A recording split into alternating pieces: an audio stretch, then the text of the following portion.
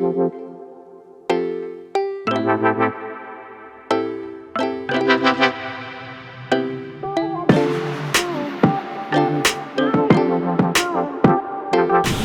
so athletic. Do it all for you. Hi, I'm Brendan. Today we're doing bench press and weighted step-ups.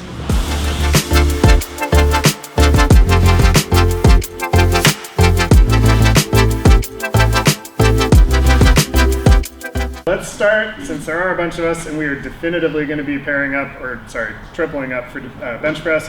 We're going to introduce ourselves to the group. Just tell us your first name, a scale of 1 to 10. You can rate this however you like, just how you're doing today. You don't have to explain yourself. What's that? Be honest, I want to know. Yeah. But, we're not going to get more interrogative than that. So if you don't want to elaborate, you don't have to. My name is Brendan. I think I'm having a 7.5. And let's start. David. David, 8. Eric, 8.5. Anthony, solid 7. Celeste, I'm also a 7. Anna, I'm a 6. Angela, 7. Lexi, 10? Yeah, Lexi. Shocking. Anna, I'm an 8. Allison, also 8. Sarah, 8. Eric, 10. Ari, 7. Tani, 9. Hunter, 9. Andrew, I'm probably 6.5. Yeah.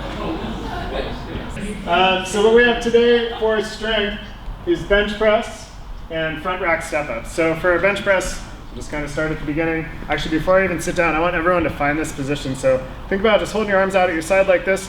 Think about pulling your shoulders back and down and really tightening through your lats. I want you to feel tension like in the upper lateral part of your back. That is the position your back should be in for bench press. So the idea of being tight here before we initiate that press, I just want you to feel it in a neutral position so it's not something you're trying to figure out here, but that lat engagement, that's part of the foundation of this movement. So we want our feet in contact with the floor. Those of us with shorter legs, if you need, you can put a couple plates on the ground right at the foot of the bench, and that's going to give you that connection. But I don't want you up in your tiptoes, and I don't want your feet floating off the ground. I want you grounded so that you're actually pressing the floor away with your feet. You're going to find a position here. I start with the bar at the front of the hooks, so it's not back against the rig, but rolled forward, and I kind of want my eye line right below it. Grip is going to be just outside of shoulder width. For me, I kind of use the knurling as a reference point, so I'll line my thumbs up right on the edge of it, reach out a little bit. That kind of gives me that neutral grip. I'm going to bring the bar up. As I'm bringing it down, I think about pulling it down rather than letting it fall onto me. So I'm keeping those lats engaged, keeping my core tight so my back doesn't blow out, but keeping my core engaged. I'm going to bring it down and press out. If you're thinking about when to breathe, bring your breath in at the start. Hold it in, and you can start to release kind of right at the end of the rep there. I do want everyone to use a spotter for all of their counted sets today. So you're going to be forming groups of 3, since there are 5 racks and 5 benches. So 3 of you are going to work together. That should allow you to always have somebody spotting you. If you're the person spotting, you need to be standing there, which means you're not like out of the way. You're like ready right here. You can help your person get the bar out of the rack. Watch them. Don't wait for them to ask for help. If you see that bar come up, get slow and then stop. As soon as it starts to come back down, get your hands on it, help them out. Also, if you're benching and you fail a rep and someone is helping you out, you don't get to quit. You are still going to be doing most of the work because this person who's in this position is not going to be able to curl and lift that weight that you weren't able to bench, right? So make sure that you're working together. Any questions about bench press? 4 working sets of 5. So I would take a set of 10 or so reps unweighted with the bar, just working on technique, mechanics, feeling good in that motion. Maybe 1 or 2 really light sets, and then we're going to work up to 4 sets of 5. We don't have a prescribed load for this. If you know your bench press max, I think shooting for something in the 70 to 80 percentile range is going to be a really solid working set. Should not overwhelm you, but it's going to give you an idea of where you want to be. Everybody feeling great about that?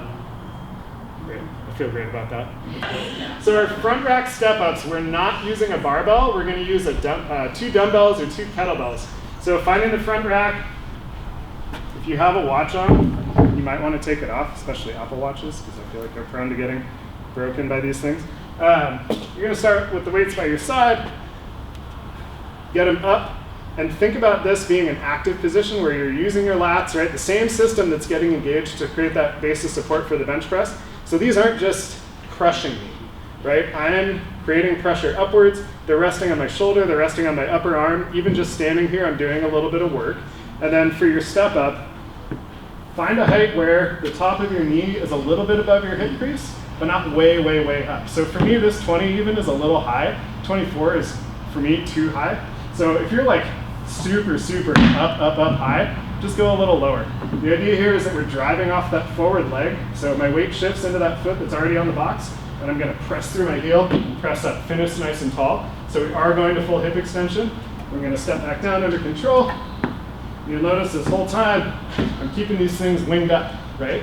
That doesn't mean shrugging. It means using your lats, using your shoulders to keep it nice and tall. If you have dumbbells, resting one head of the dumbbell on your shoulder. So you're gonna have it in your hand, head of the dumbbells on the shoulder, and again, keep that elbow nice and high. Right? Elbows should be pointed forward, maybe out at a little bit of an angle. We just don't want anything pointed downwards. Any questions for that? Let's get 5 boxes in the middle of the room on the turf. We can grab a bunch of dumbbells, a bunch of kettlebells. Just be mindful about where you're setting stuff down. Find 2 partners who are about your same height, because that's what's going to matter for bench. It's easy to take weight on and off. I'm going to put 20 minutes on the clock now. You have 20 minutes to get through this work.